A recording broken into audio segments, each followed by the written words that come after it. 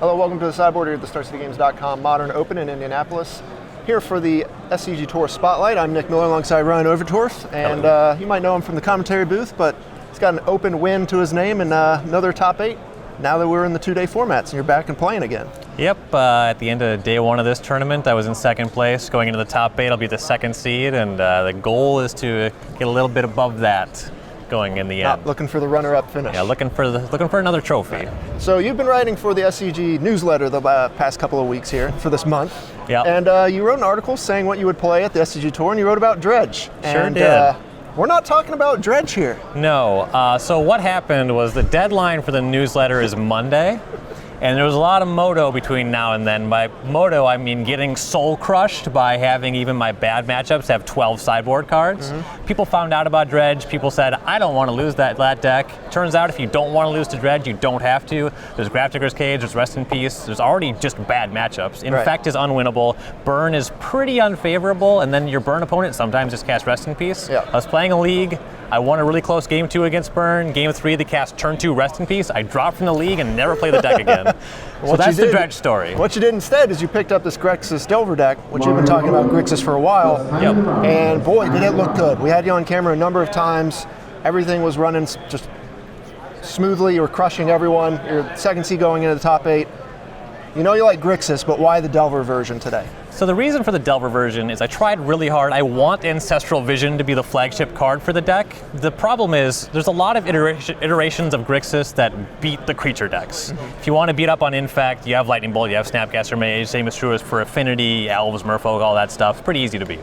If you want to beat Tron, you have to be fast. That's the only way around the fact that they have more mana, bigger haymakers. You can't go as big as they can, and it's kind of clumsy to try to Fulminator Mage them out of the game. Sure. You just want to get them dead, and Delver's the only realistic way to do that. Right, and you even talked to me earlier today about how this deck is more of a Snapcaster deck, but you just have to have Delver in the deck, because a lot of the games we saw you win on camera, Gurmag and Tasigur were the real driving forces behind how you're winning the game. Yeah, and the problem is you can't just play a deck with 4 Gurmag Angler and 4 Tasigur the Golden Fang, because they take a bunch of delve. You're already playing 4 Thought Scour, and sometimes you find yourself with not enough stuff to delve away. Mm-hmm. So you can't just play a bunch of those cards. There's diminishing returns on having multiple copies of that in your deck. So it is more of a Snapcaster Mage in the same way that Teamer Delver is more of a Brainstorm deck in Legacy. Sure. Delver just fits the best with those cards and lets you run on a lean number of lands so that you don't get flooded all the time and just draw good spells. Right. So Threat Brace, of course, Tasigur, Gurmag, Snapcaster Mage, Delver. Then your removal spells. You got Bolt, Colligan's Command, Terminate. You got 1 Pillar of Flame, which you said saved you. And then your counter suite, Mana Leak, Spell Snare, Remand, and then your cantrips, Thought Scour, and Serum Visions. Any other cards you wanted to try to fit in here or mix and match? There are flex slots with the deck. The 2 remands and the Pillar of Flame are stuff that changes. I've had more remands, I've had fewer remands, I've had more Kolaghan's Command. You should never go below 1 Kolaghan's Command because it makes the Thought Scour Snapcaster Mage engine work.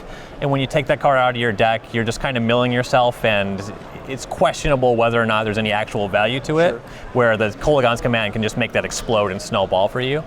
Multiple copies are clunky because it's only really great against a couple of decks. It's necessary, but not exceptional. The Pillar of Flame was just a concession to the fact that there's a lot of low-to-the-ground decks. I'm already playing Delver to beat the big deck, so I want to not get run over by all the other creature decks. And Kolaghan's Command's a little slow against the non-affinity creature decks. And the remands, they just supplement Mana Leak. Everybody knows Remand's a good card. You don't need me to sell you on it. There's really nothing else that I've considered for the main deck. It's mostly just the numbers on these cards. Pillar of Flame is a 1 or a 0. The other ones are flexible. Sure. We saw K-Command help you in your winning in against Elves. You just got to use that in conjunction with Snapcaster Mage, keep the loop going until he was just out of creatures. Yep. Then how you won from there didn't really matter. Sideboard card. So you mentioned Ancestral Visions is a card you want to be playing in the Grixis shell, but you don't have it in the main deck, but you have a full 4 copies in the sideboard. Correct. There's matchups, particularly Grixis Control is going to be favored against you in game 1. You have Delver of Secrets. They have Lightning Bolts. We all know how this goes. Delver is just not actually a very good card against interactive decks. So you board those out, bring in Ancestral Vision. Ancestral Recall is a great card. Yes. So drawing 3, of course, is exceptional. The game plan against any kind of blue mirror is just to keep up on lands and then find a way to win. And Visions helps you do both of those things. Sure. So it's a great sideboard option. I hate that it takes up 4 sideboard slots. And I've tried just some number of copies in the main deck. The problem is you just have spells you don't want to draw in every matchup. And the more variance there is in your main deck cards, the worse drawing 3 cards is abstractly, Sure. especially taking 4 turns off to do it. Right. I was going to ask you about the kind of control matchups, because this weekend was a big weekend for the Jeskai control deck that kind of resurged back now that they have Nahiri. How's your matchup with that type of deck? So game 1, again, is bad. They have Lightning Bolt, Lightning Helix, Path to Exile. You still have Delver. When it gets Path, that's fine, because you're just keeping up on lands, whatever. But they have a bunch of 1 and 2 mana removal spells.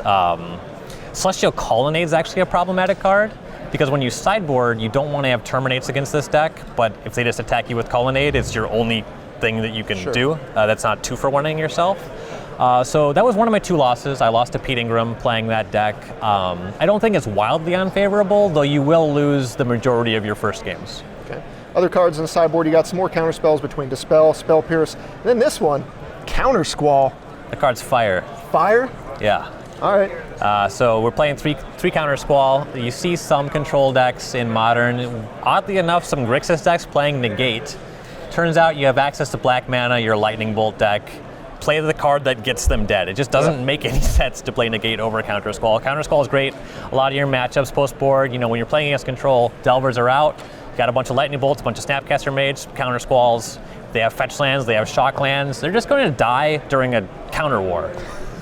Hot Fire. 1 second. Got Go for the Throat, more removal spells, and then Engineered Explosives here, kind of like a catch-all against things like Hexproof and the like. Hexproof is exactly it.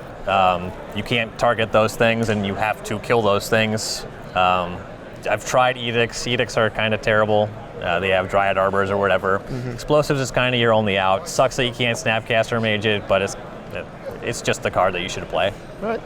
Going forward, what's your advice if you have to tell somebody one thing about this deck going forward? Because we've seen a lot of the Delver decks pop up and then go away in the Modern format. So it all hinges on what I said earlier, that this is a Snapcaster Mage deck, not a Delver of Secrets deck.